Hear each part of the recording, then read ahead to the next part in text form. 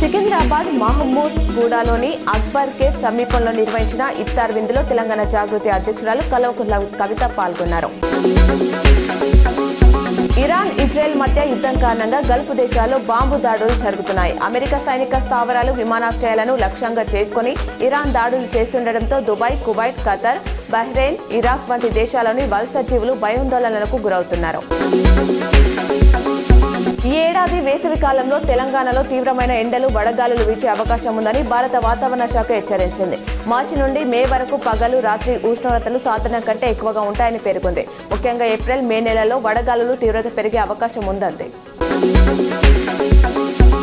చంద్రగ్రహణం కారణంగా తెలుగు రాష్ట్రాల్లోని ఆలయాలు అన్ని మంగళవారం మూతపడనున్నాయి. తిరుమల శ్రీవారి ఆలయం దర్శనాలను ఉదయం 9 నుంచి రాత్రి 7:30 వరకు నిలిపివేస్తారు. మరోవైపు తెలంగాణలోని యాదగిరిగుట్ట ఆలయాన్ని ఉదయం 7 గంటలకి మూసివేస్తామని, తిరిగి బుధవారం తెరవనున్నట్లు యాజమాన్యం వెల్లడించింది.